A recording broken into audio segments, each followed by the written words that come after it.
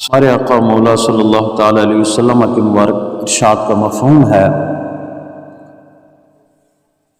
کہ تم جہاں کہیں بھی ہو مجھ پہ درود پڑھو، کیونکہ تمہارا درود پڑھنا مجھ تک پہنچتا ہے۔ اور یہ ہمارے آقا مولا صلی اللہ تعالیٰ علیہ وسلم کا اعزاز ہے جو اللہ سبحانہ و تعالیٰ نے آپ کو عطا فرمایا ہے کہ آپ اپنی شان کے مطابق جو اللہ نے آپ کو دی ہے اپنے امتیوں کا درود و سلام پڑھنا خود بھی سماعت فرماتے ہیں، اور آپ کے اعزاز اور آپ کے اکرام کے لیے فرشتوں کے ذریعے سے آپ کی خدمت میں پیش بھی کیا جاتا ہے۔ فلہذا اس تصور کے ساتھ درود و سلام پڑھا کریں کہ ہمارے آقا مولا صلی اللہ تعالیٰ علیہ وسلم ہمارے درود و سلام پڑھنے کو ملاحظہ بھی فرماتے ہیں اور آپ اس کو سماعت بھی فرماتے ہیں۔ آج کا یہ ماہ جمادی الاخری کا تیسرا جمعۃ المبارک، اور جیسا کہ گزشتہ جمعۃ المبارک کو میں نے تمہید کے طور پر تاجدار صداقت خلیفہ بلا فصل خلیفہ اول امیر المومنین حضرت سیدنا صدیق اکبر رضی اللہ تعالی عنہ کی ذات کے حوالے سے ہی گفتگو کی تھی، نسبت کے حوالے سے، اور جیسا کہ آپ کی خدمت میں عرض بھی کیا گیا کہ ہماری جتنی بھی اہل سنت کی تنظیمات ہیں وہ خصوصاً اس عشرہ کو جو کل سے شروع ہو رہا ہے، بلکہ آج شام سے، آج 20 ہے جمادی الاخری کی، تو اس کو تحفظ شاعر اسلام کے عنوان سے اس لیے منا رہی ہیں کہ اس میں ہم نے حضرت تاجدار صداقت سیدنا صدیق اکبر رضی اللہ تعالی عنہ کے یوم وصال جو کہ 22 جمادی الاخری ہے، آپ کی خدمت میں ہم نے خراج عقیدت پیش کرنا ہے، آپ کی ان خدمات کو خراج تحسین پیش کرنا ہے کہ جو آپ نے دین اسلام کے لیے دی، اور آپ کی ان قربانیوں کو لوگوں کے سامنے رکھنا ہے، یاد کرنا ہے، دہرانا ہے کہ جو آپ نے دین اسلام کی ترویج و اشاعت کے لیے پیش کی، اور پھر جب آپ کو خلافت عطا ہوئی، جب آپ خلیفہ بنے، تو جس طرح آپ نے شاعر اسلام کا تحفظ کیا، یوں تو آپ ساری زندگی تحفظ ناموس رسالت، ختم نبوت، شاعر اسلام، اس کے لیے آپ کی خدمات گراں قدر ہیں، اور ان خدمات کا ہم ہزارواں حصہ بھی نہیں بیان کر سکتے، لیکن کچھ جیسے مشت نمونہ اذخر بارے کہا جاتا ہے، ہم اس حوالے سے بیان کرتے ہیں تاکہ آج کی ہماری اس جو نسل چل رہی ہے، جو آنے والی ہے، ان کو یہ احساس ہو کہ یہ دین اسلام ہم تک ایسے ہی نہیں پہنچا، بلکہ اس کے لیے آقا کریم صلی اللہ تعالی علیہ وسلم کے اہل بیت اطہار اور آپ کے صحابہ کرام نے اپنا خون جگر پیش کیا ہے، اپنے قریبی اور عزیز ترین رشتہ داروں حتیٰ کہ والدین اور اولاد تک کو چھوڑا ہے، قربان کیا ہے، وہ جذبہ رکھا ہے، تب جا کے یہ دین ہم تک آج پہنچا ہے، جس کو ہم آج کے دور میں اس طریقے سے نہیں محسوس کر رہے جس طرح ہمیں کرنا چاہیے۔ اور آج جو 22 جمادی الاخری ہے، جمادی الثانی بھی اس کو کہا جاتا ہے، میرے اور آپ کے آقا صلی اللہ تعالی علیہ وسلم کی انتہائی پیاری شہزادی، آپ کی 4 صاحبزادیوں میں سے سب سے چھوٹی صاحبزادی، حضور کی لخت جگر، نور نظر، مادر حسنین کریمین، زوج بطول، آپ سیدہ بطول، زوج بطول حضرت سیدنا علی رضی اللہ تعالی عنہ ہیں۔ حضرت سیدہ کائنات سیدہ فاطمہ الزہرا سلام اللہ علیہ کا یوم ولادت بھی ہے، اور ہم آپ کی عظمت کے لیے اپنے سر جھکاتے ہیں، ہمارے دل آپ کی عقیدت سے سرشار ہیں، ہم آپ کی عظمت کو سلام پیش کرتے ہیں۔ ہمارے آقا صلی اللہ تعالی علیہ وسلم نے آپ سے جس قدر پیار فرمایا اور جس قدر آپ سے محبت کا اظہار فرمایا وہ بڑا ہی بے مثال ہے، اور آقا کریم صلی اللہ تعالی علیہ وسلم آپ کی آمد پہ خود کھڑے ہو جاتے تھے، شفقت کے طور پہ، تعظیم کے طور پہ تو آپ کھڑی ہوتی تھی جب حضور تشریف لاتے تھے، لیکن شفقتاً محبتاً حضور آپ کے لیے کھڑے ہوتے تھے، اپنی چادر بچھاتے تھے، حضرت سیدہ زہرا پاک کو اپنی نشست پہ بٹھایا کرتے تھے، اپنی چادر اطہر پہ بٹھایا کرتے تھے۔ تو یہ آپ کی بہت بڑی عزت تھی حضور کے ہاں، اور کیوں نہ ہو کہ وہ سیدہ کائنات تھی اور ساری کائنات کی خواتین کی سردارہ ہیں، جنت کی خواتین کی وہ سردارہ ہیں۔ ہم آپ کی عظمت کو سلام پیش کرتے ہیں۔ انشاءاللہ آپ کی سیرت کے حوالے سے جو آپ کا یوم وصال ہوتا ہے اس پہ چند باتیں کریں گے۔ آج آپ کے یوم ولادت پہ ہم آپ کی خدمت میں یوں خراج عقیدت پیش کرتے ہیں کہ ہم آپ کی عظمت کو سلام پیش کرتے ہیں، اور علامہ اقبال رحمۃ اللہ تعالی علیہ نے جو آپ کی خدمت میں خراج عقیدت پیش کیا ہے وہ فارسی کے میں اشعار دہرا کے اپنے آج کے موضوع پہ آتا ہوں۔ وہ فرماتے ہیں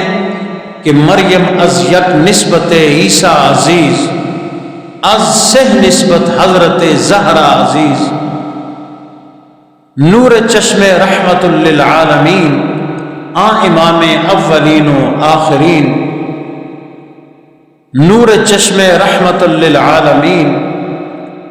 امام اولین و آخرین، بانوے تاجدار حل عطا، مرتضی مشکل کشا شیر خدا، مرتضی مشکل کشا شیر خدا، مادر مرکز پرکار عشق، مادر قافلہ سالار عشق۔ یہ علامہ اقبال نے حضرت سیدہ کائنات کی خدمت میں خراج عقیدت پیش کیا ہے کہ آپ حضرت سیدہ مریم تو حضرت سیدنا عیسیٰ علیہ السلام کی والدہ ہونے کی نسبت سے عظمت کی حامل تھی، لیکن حضرت سیدہ کائنات جو ہیں وہ ان سے 3 نسبت زیادہ عزیز ہیں، کیونکہ وہ آقا کریم صلی اللہ علیہ وسلم کی صاحبزادی بھی ہیں، حضور کی بہت لاڈلی شہزادی بھی ہیں، اور حضرت مولا کائنات سیدنا علی المرتضیٰ رضی اللہ تعالی عنہ کی زوجہ محترمہ ہیں، اس لیے حضرت سیدنا علی کو زوج بطول بھی کہا جاتا ہے، اور آپ حضرات حسنین کریمین کی والدہ محترمہ بھی ہیں۔ تو امت حضرت سیدہ کائنات کو شروع سے خراج عقیدت پیش کرتی آ رہی ہے، اور تا قیامت آپ کی خدمت میں خراج عقیدت پیش کرتی رہے گی، اور ہماری ماؤں کو، ہماری بہنوں کو، ہماری بیٹیوں کو حضرت سیدہ کائنات سے سبق لینا چاہیے، آپ کی سیرت کو پڑھنا چاہیے کہ آپ اپنے گھر کے سارے امور خود سر انجام دیتی تھیں، باوجود کہ آپ کائنات کے سردار کی شہزادی تھی، لیکن آپ اپنے گھر کے کاموں میں خود فخر محسوس کرتی تھی، اور پھر آپ کی عبادت کا عالم یہ تھا کہ بعض اوقات ایسا ہوتا کہ ایک سجدے میں آپ کی پوری رات گزر جایا کرتی تھی، اور جب مؤذن صبح کی اذان دیتا تو آپ عرض کرتی، اللہ تیری یہ راتیں کتنی چھوٹی ہیں کہ تیری بندی کا ایک سجدہ بھی پورا نہیں ہو رہا۔ آج کی ہماری ان ماؤں بہنوں بیٹیوں کو جو نماز سے جی چراتی ہیں، عبادت سے دور بھاگتی ہیں، انہیں اس حوالے سے سوچنا ہوگا، غور کرنا ہوگا، اور اپنی زندگیوں کو حضرت سیدہ کائنات کی سیرت کے تابع کرنا ہوگا۔ حضرت تاجدار صداقت سیدنا صدیق اکبر رضی اللہ تعالی عنہ کی شان اور عظمت جو آج کا ہمارا اس مختصر سی نشست کا موضوع ہے، اس حوالے سے میں نے قرآن مجید فرقان حمید برہان رشید کی سورہ مبارکہ فتح کی آیا مبارکہ 29 کا پہلا حصہ اور مختصر حصہ تلاوت کیا آپ کے سامنے، اور آقا کریم صلی اللہ تعالی علیہ وسلم کا ایک فرمان عالی شان جو مستدرک حاکم سے لیا ہے اس کو میں نے آپ کے سامنے پڑھا ہے۔ اس حوالے سے ہم حضرت سیدنا صدیق اکبر رضی اللہ تعالی عنہ کی کچھ شان اور فضیلت کے حوالے سے مختصر سی تبرکن کچھ بات کریں گے۔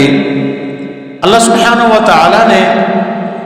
اپنے پاک کلام میں یہ جو آیا مبارکہ میں نے پڑھی ہوں تو بہت سی آیات مبارکہ ہیں جو صحابہ کرام کی شان کے حوالے سے ہیں، اور خصوصاً حضرت سیدنا صدیق اکبر رضی اللہ تعالی عنہ کے حوالے سے ہیں، بلکہ آپ کی جو شان صحابیت ہے وہ قرآن کریم سے ثابت ہے، اور اس کو نص قطعی بولتے ہیں، اور جو چیز نص قطعی سے ثابت ہو اس کا انکار کرنا کفر ہے۔ یعنی جو بندہ آپ کو صحابی رسول نہیں مانے گا وہ قرآن کریم کی روح سے دائرہ اسلام سے بھی خارج ہو جائے گا، اس لیے کہ حضرت سیدنا صدیق اکبر رضی اللہ تعالی عنہ کی شان صحابیت قرآن کریم کی اس آیہ مبارکہ سے ثابت ہے۔ ثانی اثنین اذ ہما فی الغار اذ یقول لصاحبہ لا تحزن ان اللہ معنا۔ اللہ سبحانہ و تعالی نے حضور کے اس غار ثور کے واقعہ کا ذکر فرماتے ہوئے سیدنا ابو بکر صدیق رضی اللہ تعالی عنہ کو صحابی رسول صاحب کا درجہ دیا ہے، اور جس کو صحابی کے معنوں میں بھی مستعمل کیا جاتا ہے، اور اس لیے کہا گیا ہے کہ آپ کی صحابیت کا انکار جو ہے وہ صریح کفر ہے۔ لیکن ان آیات میں سے جو آیہ مبارکہ جس کا میں نے پہلا حصہ تلاوت کیا اس میں اللہ سبحانہ و تعالی نے اپنے محبوب صلی اللہ تعالی علیہ وسلم کا تذکرہ فرماتے ہوئے آپ کی شان رسالت، اس کے بعد اللہ نے آپ کے صحابہ کا تذکرہ فرمایا ہے۔ محمد الرسول اللہ، کہ محمد صلی اللہ تعالی علیہ وسلم اللہ کے رسول ہیں، والذین معہ، جو آپ کی معیت میں رہنے والے ہیں، یعنی جو حضور کے صحابہ ہیں ان کی شان کیا ہے؟ اشداء علی الکفار، کہ وہ کفار کے لیے بڑے سخت ہیں، وہ کافروں پر بڑے بھاری ہیں، رحماء بینہم، آپس میں بڑے رحم دل ہیں، آپس میں ایک دوسرے پہ وہ بڑا رحم کرنے والے ہیں۔ تراہم، اے مخاطب تو ان کو دیکھے گا، رکعا سجدا، کبھی تو وہ اپنے رب کی بارگاہ میں رکوع کی حالت میں ہیں اور کبھی وہ سجدے کی حالت میں ہیں۔ یبتغون فضلا من اللہ ورضوانا، اپنے رب کا وہ فضل تلاش کرتے ہیں اور اپنے رب کی رضا تلاش کرتے ہیں۔ یعنی یہ حضور کے صحابہ کی اجمالاً یہاں پہ شان بیان کی گئی ہے، یہاں عموماً سارے صحابہ کا تذکرہ ہے،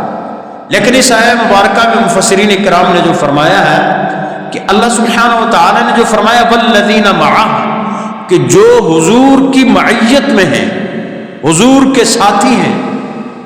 حضور کے صحابہ ہیں،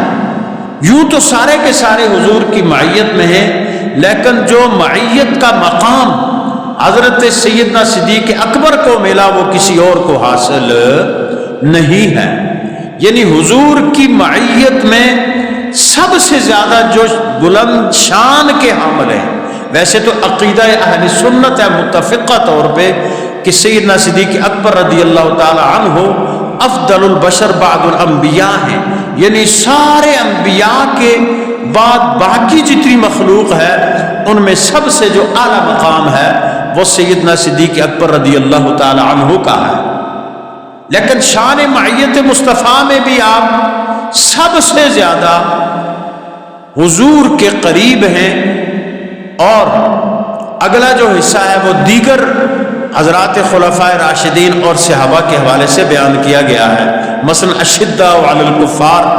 یوں تو سارے صحابہ اشداء علی الکفار کی شان کے حامل ہیں، لیکن حضرت فاروق اعظم رضی اللہ تعالی عنہ اس میدان کے قافلہ سالار ہیں،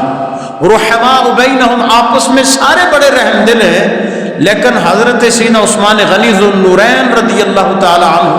اس شان کے حامل ہیں اور اس میدان کے شاہ سوار ہیں۔ اسی طرح رکعاً سجدہ میں سارے کے سارے صحابہ عبادت میں بڑے ہی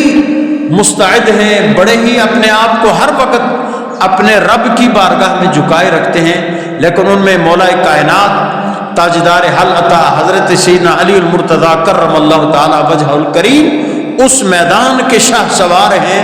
کہ نماز میں اگر آپ کے جسد اطہر میں جب جنگ کے دوران تیر بھی پھنس گیا تھا، عام حالت میں نکل نہیں رہا تھا، لیکن نماز کی حالت میں کھینچ کے نکال لیا گیا، لیکن آپ کو احساس تک نہیں ہوا۔ تو آج ہم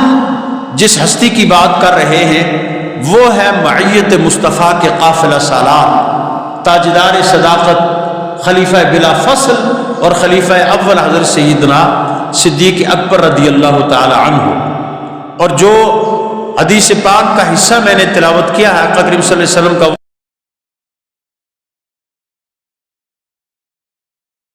اس میں آقا کریم صلی اللہ تعالی علیہ وسلم ارشاد فرماتے ہیں من سرہ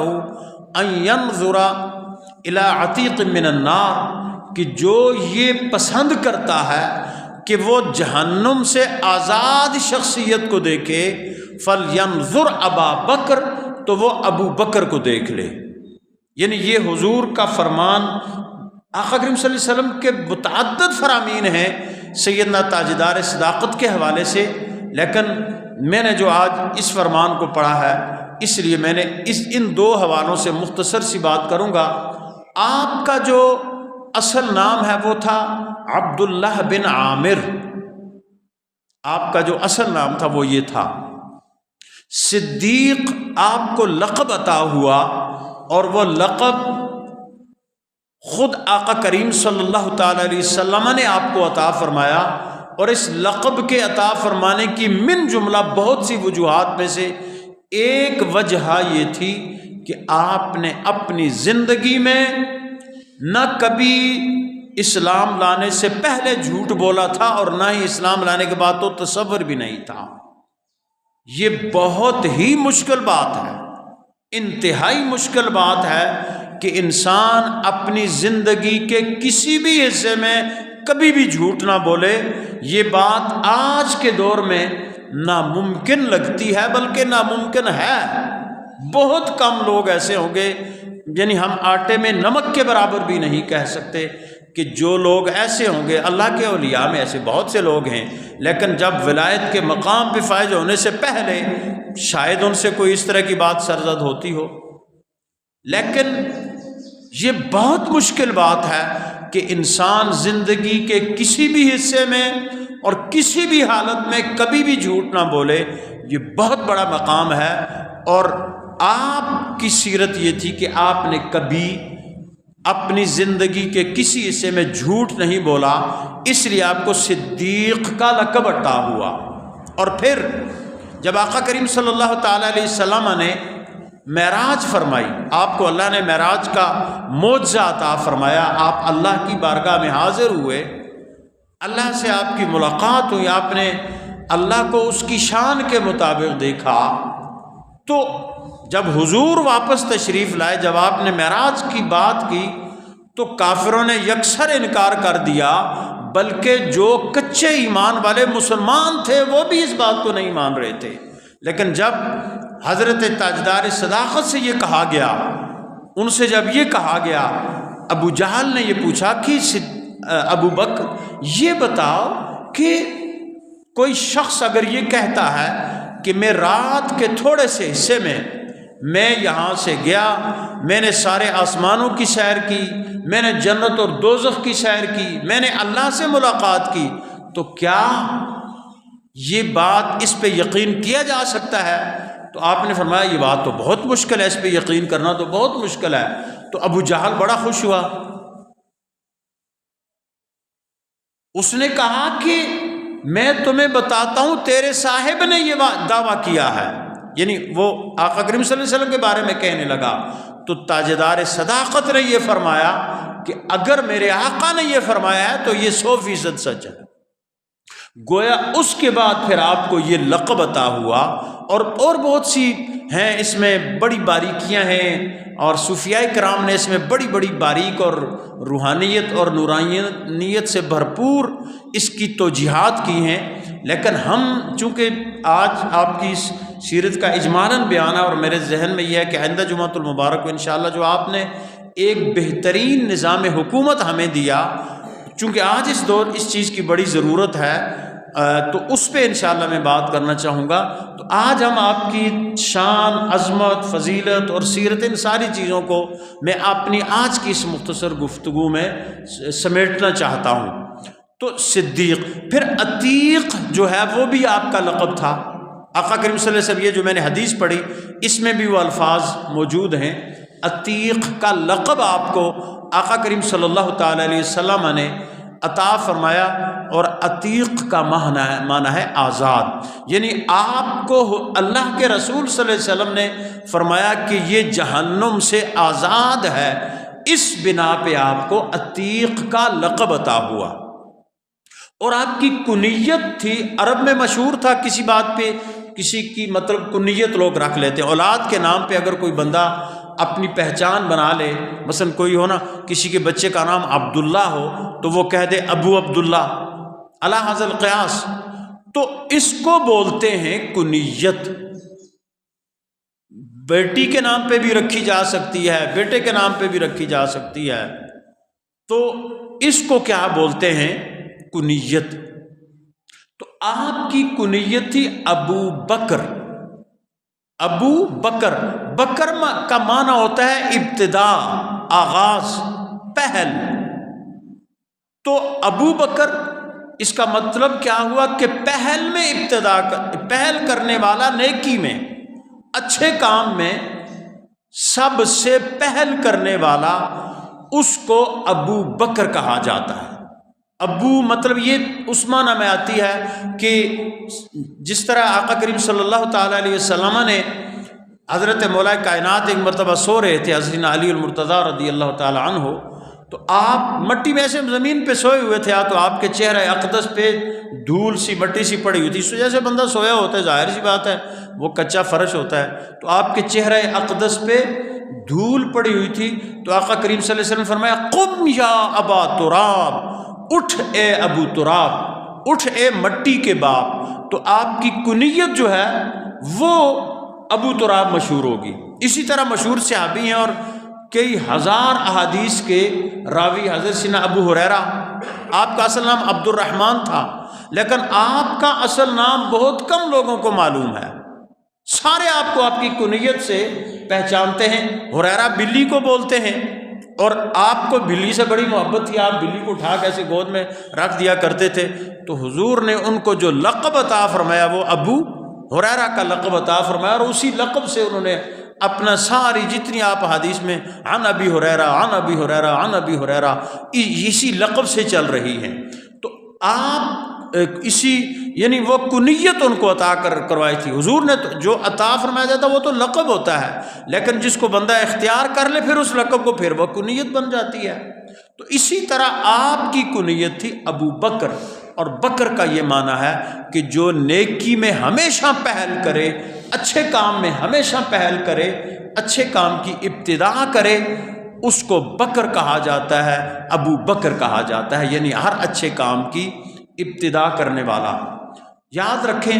یہ آپ کو پتہ بھی ہے، علم بھی ہے کہ آپ نے بالغ اور آزاد مردوں میں حضرت سیدنا ابو بکر صدیق رضی اللہ تعالی عنہ نے سب سے پہلے اسلام قبول کیا۔ جتنے بھی لوگ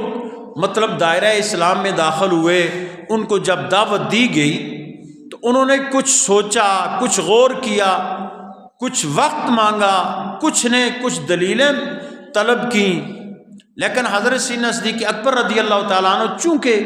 آپ کی سیرت یہ تھی کہ آپ بچپن سے ہی سلیم الفطرت تھے، آپ کی فطرت میں نیکی شامل تھی، اس لیے آپ نے کبھی بچپن میں بھی، اس وقت چونکہ بت پرستی تھی، بت پرستی مطلب عروج پہ تھی،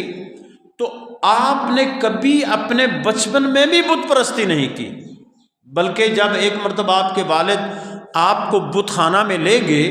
اور آپ سے کہا کہ یہ تمہارے خدا ہیں، ان کے آگے سجدہ کرو، بت بنے ہوئے تھے، کوئی مٹی کے بنا لیا کرتے تھے، کوئی پتھر کے، کوئی لکڑیوں کے، اپنے اپنے عبادت خانے ہوتے تھے، جیسے اس طرح آج کل ہندو لوگ بناتے ہیں، اپنے ہاتھوں سے بت بنا کے پھر ان کی پوجا کرتے ہیں، ان پہ چڑھاوے چڑھاتے ہیں، ان کے آگے سجدے کرتے ہیں۔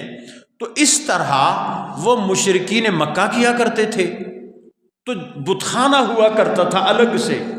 اور خانہ کعبہ میں خود آج کل بہت سے لوگ بعض باتوں میں مثالیں دیتے ہیں نا، خانہ کعبہ کو، جی خانہ کعبہ میں یہ ہو رہا ہے نا، جی خانہ کعبہ میں جو ذکر نہیں کرتے تو آپ کیوں کرتے ہیں، خانہ کعبہ میں یہ نہیں کرتے تو آپ کیوں کرتے؟ ہم کہتے ہیں خانہ کعبہ میں ایک دور میں 307 بت رکھے تھے، تو آپ کیا کہیں گے؟ پھر وہ کتنا عرصہ کفار کے زیر تسلط رہا ہے، ان کے قبضے میں رہا ہے، تو 360 بت جو تھے وہ خانہ کعبہ میں رکھے ہوئے تھے۔ اسی طرح لوگوں نے اپنے اپنے گھروں میں بت خانے بنا رکھے تھے، وہاں پہ وہ جا کے ان کے آگے کھڑے ہوتے تھے، ان کے آگے سجدے کرتے تھے۔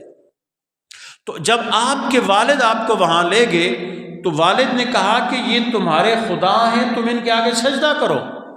اب دیکھیں، ابھی اسلام کا کوئی اعلان نہیں ہوا، آقا کریم صلی اللہ علیہ وسلم نے اعلان نبوت نہیں فرمایا، لیکن حضرت سیدنا صدیق اکبر رضی اللہ تعالیٰ عنہ کی ایسی پاک فطرت تھی کہ آپ نے فرمایا اچھا یہ میرے خدا ہیں؟ آپ نے فرمایا بھائی میں بھوکا ہوں، مجھے کھانا کھلا، میں فلاں ہوں، میری فلاں حاجت پوری کر، میرا فلاں کر۔ تو ظاہر ہے وہ بتوں نے کیا کرنا تھا، تو آپ نے اپنے والد سے کہا میں ان کو کیسے سجدہ کروں، یہ تو خود بے جان ہے، خود محتاج ہے۔ والد نے آپ کو مارا، لیکن آپ نے ان کے آگے سجدہ نہیں کیا۔ اسی طرح اس وقت معاشرے میں بہت سی چیزوں کا رواج تھا، مطلب لوگ ایک جو نارمل یعنی ایک روز مرہ کا کام سمجھ کے وہ چیزیں کرتے تھے، بدکاری عام تھی، شراب پینا عام تھا،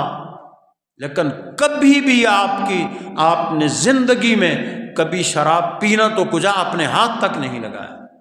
اسی طرح بدکاری کے کبھی آپ قریب نہیں گئے۔ علی ھذا القیاس، یعنی آپ کی جو وہ زندگی تھی قبل از اسلام وہ بھی حیا سے بھرپور تھی، پاکیزگی سے بھرپور تھی۔ اس وجہ سے آپ بچپن سے ہی حضور کے معیت میں، کہتے ہیں نا وہ فارسی کا مشہور مقولہ ہے، کند ہم جنس با ہم جنس پرواز، کبوتر با کبوتر باز با باز، کہ جو ایک دوسرے کے ہم جنس ہوتے ہیں وہی ایک دوسرے کے ساتھ چل سکتے ہیں۔ کبوتر جو ہے وہ کبوتر کے ساتھ چل سکتا ہے، باز جو ہے وہ باز کے ساتھ چل سکتا ہے۔ اس لیے آپ بچپن سے ہی حضور کے ساتھی تھے، ساتھ اٹھنا بیٹھنا تھا۔ حضرت سیدنا ابوبکر صدیق رضی اللہ تعالیٰ عنہ بھی تاجر تھے، اور ہمارے آقا صلی اللہ تعالیٰ علیہ وسلم بھی تجارت فرمایا کرتے تھے، تو اس طرح بہت سی قدریں مشترک تھی ان کے درمیان، اور آپ کا ساتھ اٹھنا بیٹھ، جب آپ تجارت کے سفر پہ تھے کہ جب آقا کریم صلی اللہ تعالیٰ علیہ وسلم نے اللہ کے حکم سے اعلان نبوت فرمایا، تو جب آپ واپس آئے، واپس تشریف لائے، اور ایک روایت میں یہ بھی ہے کہ آپ نے ایک خواب دیکھا کہ چاند میری جھولی میں آ گیا ہے، اور اس طرح کے اور کچھ آپ کو اشارات ہوئے تھے۔ جب آپ ایک تجارت کے سفر پہ گئے تھے تو ایک راہب نے، یعنی جو عیسائیوں کا مذہبی رہنما ہوتا ہے، اس نے آپ کی علامتیں دیکھ کے آپ سے پوچھا تھا کہ تم قریشی ہو، تم مکہ کے رہنے والے ہو، تمہاری ساری علامتیں پوچھ کے اس عیسائی راہب نے جو پہلی آسمانی کتابیں تھیں ان کی روشنی میں کہا کہ تم نبی آخر الزمان پہ ایمان لاؤ گے اور ان کے مصاحب خاص بنو گے۔ تو ظاہر سی بات ہے یہ ساری چیزیں آپ کے ذہن میں موجود تھیں۔ تو آپ نے پھر کیا کیا، جب آپ نے یہ سنا کہ آقا کریم صلی اللہ تعالیٰ علیہ وسلم نے جب آپ واپس تشریف لائے تجارتی سفر سے، تو آپ کو یہ کہا گیا کہ تمہارے صاحب نے نبوت کا اعلان کر دیا ہے، اور وہ یہ کہتے ہیں کہ یہ اللہ صرف ایک ہے، یہ بت جو ہیں تمہارے ہاتھوں کے بنائے ہوئے یہ تمہارے معبود اور تمہارے الہ نہیں ہیں، تمہارا رب صرف ایک ہے، وہی ہر طرح کی عبادت کے لائق ہے۔ تو حضرت سیدنا صدیق اکبر رضی اللہ تعالیٰ عنہ آقا کریم صلی اللہ علیہ وسلم کی خدمت میں اقدس میں حاضر ہوئے اور عرض کرنے لگے، کیا آپ نے یہ اعلان فرمایا ہے؟ حضور نے فرمایا ہاں ہاں ابو بکر، میں اس وقت بھی آپ کو اسی کنیت سے پکارا جاتا تھا، ہاں ابو بکر میں اللہ کا رسول ہوں، اللہ ایک ہے اور صرف وہی عبادت کے لائق ہے۔ تو آپ نے کوئی لیت و لال نہیں کیا، آپ نے فوراً عرض کی کہ میں آپ کے دین کو قبول کرتا ہوں۔ لیکن آپ جب آپ اسلام قبول کر چکے تو آپ نے فرمایا مجھے کوئی نشانی میں دیکھنا چاہتا، تو آقا کریم صلی اللہ علیہ وسلم نے فرمایا ابو بکر وہ جو شام میں تم نے خواب دیکھا تھا، حالانکہ حضرت ابو بکر نے وہ خواب بیان نہیں کیا تھا، آپ نے فرمایا ابو بکر جو تم نے شام میں خواب دیکھا تھا کیا وہ تمہارے لیے دلیل کافی نہیں ہے؟ یعنی آقا کریم صلی اللہ علیہ وسلم کو اللہ نے جو علم غیب کا علم عطا اس کی روشنی میں حضور نے فرما دیا کہ ابو بکر ظاہر سی بات ہے میں کیا خواب دیکھتا ہوں یہ آپ کو کیا پتہ ہے، آپ کیا دیکھتے ہیں مجھے کیا پتہ ہے، لیکن شام کے ملک میں دیکھا گیا خواب میرے اور آپ کے آقا صلی اللہ علیہ وسلم نے حضرت ابو بکر کے سامنے بیان کر دیا۔ حضرت ابو بکر نے عرض کی یا رسول اللہ میں پہلے ہی آپ پہ ایمان لا چکا ہوں یا رسول اللہ۔ یعنی اتنا ایک فطرت میں، اتنا بعض لوگوں کی فطرت میں ایک نیکی ہوتی ہے، یعنی وہ کوئی مطلب غلط کام کرتے ہی نہیں ہیں، ان کا جو ضمیر ہوتا ہے اتنا پاکیزہ اور صاف ہوتا ہے کہ وہ بے شک تنہائی میں بھی ہوں۔ آج کے دور کا ایک بہت بڑا المیہ ہے نا جی کہ ہم لوگ ذو وجہین ہیں، یعنی دو چہروں میں کہ اکثر ہمارے معاشرے میں ہے، ہم لوگوں کے سامنے اور ہوتے ہیں، تنہائیوں میں اور ہوتے ہیں، خاندان کے سامنے اور ہوتے ہیں۔ یہ سب سے بڑا روحانی المیہ ہے کہ انسان دو چہروں والا ہو، اور دو چہروں والے کو جہنم کی وعید سنائی گئی ہے۔ قیامت کے دن ایسا ہوگا، میں اکثر اپنے دوستوں سے، نوجوانوں سے، علماء سے یہ بات کہتا رہتا ہوں، یا اس حدیث پاک کو ذہن میں رکھو جس کا مفہوم یہ ہے کہ قیامت کے دن ایک شخص ایسا آئے گا جس کی لاتعداد نیکیاں ہوں گی، لاتعداد اس کے نامہ اعمال میں، اس کا نامہ اعمال نیکیوں سے بھرا ہوا ہوگا، لیکن حکم یہ ہوگا کہ اس کو جہنم میں لے جاؤ۔ لوگ حیران پریشان رہ جائیں گے، اللہ اتنا بڑا عبادت گزار، اتنا نیک آدمی، اتنی مطلب نیکیاں کرنے والا یہ کیسے ہو گیا؟ تو اللہ سبحانہ و تعالیٰ فرمائے گا کہ یہ وہ بندہ تھا کہ جب لوگوں کے سامنے جاتا تھا تو بڑا نیک بن جاتا تھا، بڑا ہی اپنے آپ کو مطلب دکھاتا تھا کہ میں بہت ہی نیک ہوں، لیکن جب تنہائیوں میں ہوتا تھا تو پھر میری نافرمانی کی حد سے زیادہ میری نافرمانی کرتا تھا، میری حدوں کو توڑ دیا کرتا تھا۔ اس لیے میرے بھائیوں خاص کر آج کل کے دور میں یہ بہت زیادہ چیز ہو گئی ہے، سب سے خوش قسمت وہ انسان، اور میں اکثر یہ دعا بھی کرتا رہتا ہوں، آپ لوگ اس کو سنتے ہیں کہ یا اللہ تو ہماری خلوتوں کو بھی نیک بنا، ہماری جلوتوں کو بھی نیک بنا، ہماری خلوتیں بھی اچھی کر، ہماری جلوتیں بھی اچھی کر، ہماری تنہائیاں بھی بہترین ہو اور ہماری محفلیں بھی بہترین ہو، وہ انسان کامیاب ہے۔ تو حضرت تاجدار صداقت کی ہم بات کر رہے تھے نا کہ ان کی طینت میں، ان کی فطرت میں یہ چیز شامل تھی کہ اللہ سبحانہ و تعالیٰ کے فضل سے وہ دور جاہلیت میں بھی ایسی چیزوں سے محفوظ رہے، اور پھر وہ آپ کی کنیت ابو بکر کے والے سے میں بات کر رہا تھا کہ ہر چیز میں پہل۔ ہمارے آقا مولا صلی اللہ تعالیٰ علیہ وسلم نے ایک تو یہ فرمایا نا، آقا کریم صلی اللہ علیہ وسلم مرتبہ ارشاد فرما رہے تھے کہ بلائی کے 360 اوصاف ہیں، یعنی نیکیوں کے کتنے اوصاف ہیں؟ 360۔ اللہ سبحانہ و تعالی جس انسان کو وہ ایک وصف عطا کر دے، اسی وصف کی بنا پہ اللہ اس کو جنت میں داخل کر دیتا ہے۔ اسی محفل میں حضرت صدیق اکبر رضی اللہ تعالیٰ عنہ موجود تھے، آپ نے عرض کی یا رسول اللہ کیا ان اوصاف میں سے کوئی میرے اندر بھی ہے؟ اب دیکھیں نا، یہ بھی وہ ساتھ ساتھ دیکھیں حضرت صدیق اکبر رضی اللہ تعالیٰ عنہ کی شان، اور ساتھ حضور کا علم غیب۔ اب کسی کو کیا پتہ ہے کہ میرے اندر کتنے اوصاف ہیں؟ مجھے نہیں پتہ آپ کے اندر کتنے اوصاف ہیں، کتنی صفتیں ہیں۔ میں تو آپ کے ظاہر کو دیکھ کے کہہ سکتا ہوں، آپ میرے ظاہر کو دیکھ کے کہہ سکتے ہیں، لیکن حضور نے فرمایا کہ صدیق تمہارے اندر سارے کے سارے 360 اوصاف موجود ہیں۔ یعنی آپ، اور پھر ایک اور فرمان اسی حوالے سے کہ جنت میں جو دروازے ہیں نا، جنت کے دروازے مثلا روزہ داروں کے لیے الگ دروازہ ہے، دیگر عبادت گزاروں کے لیے الگ دروازہ ہے، اچھی طرح طہارت کرنے والوں کا الگ دروازہ ہے۔ ہر ایک کو اسی دروازے سے پکارا جائے گا کہ جس کے لیے وہ جس میدان کا شاہ سوار ہے وہ شخص۔ مثلا ایک بندہ بہت زیادہ روزے رکھتا ہے، اللہ تعالیٰ قبول اس کے کرے، تو اس کو اس باب الریان سے پکارا جائے گا کہ تو ادھر آ۔ نمازی کو دوسرے دروازے، صدقہ کرنے والے کو دوسرے سے، حقوق العباد والے کو اور تیسرے دروازے سے۔ تو سیدنا صدیق اکبر رضی اللہ عنہ، یا رسول اللہ مجھے کون سے دروازے سے پکارا جائے؟ حضور نے فرمایا صدیق میری امت میں تم واحد شخص ہو کہ جس کو جنت کے ہر دروازے سے پکارا جائے۔ یعنی ایسی شان اللہ نے آپ کو عطا فرمائی۔ اور پھر وہ ابو بکر کے حوالے سے آقا کریم صلی اللہ تعالی علیہ وسلم نے ایک مرتبہ یہ ارشاد فرمایا اور یہ پوچھا کہ آج کے دن کون ایسا شخص ہے کہ جس نے جنازے کو کندھا دیا؟ تو سب سے پہلے حضرت سیدنا یا رسول اللہ میں نے دیا۔ یہ جو آپ کا وہ کنیت ہے ابو بکر، یا رسول اللہ میں نے سب سے پہلے دیا۔ اسی طرح آقا کریم سے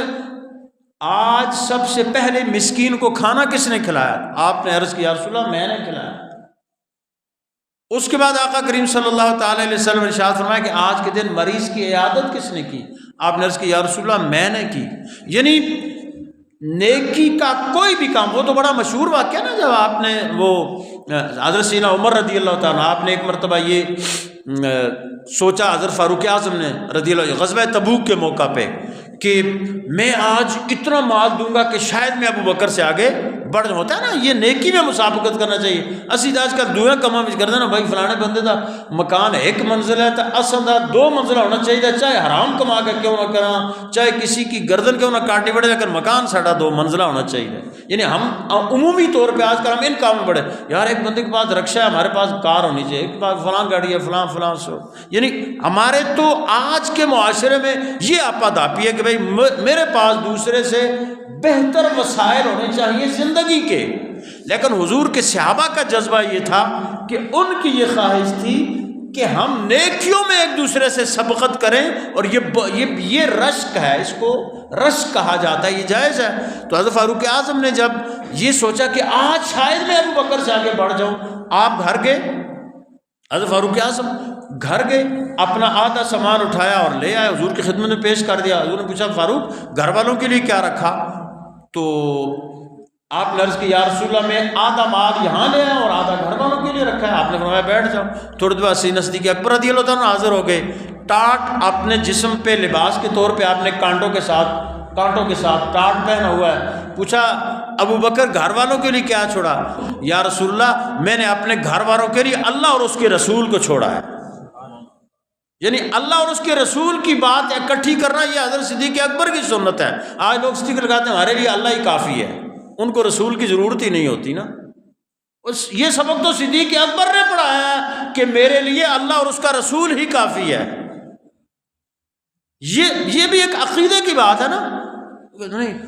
اللہ کافی ہے ہمارے لیے، اللہ کا یہ اسٹیکر لگے دیکھ دکاندار بھی بڑے خوشی نہ لاندے نا اپنی دکانات کہ اللہ ہی کافی ہے۔ اور یار تمہیں اللہ کی پہچان کس نے کرائی ہے؟ جس نے اللہ کی پہچان کرائی اس کو بھول جاؤ گے؟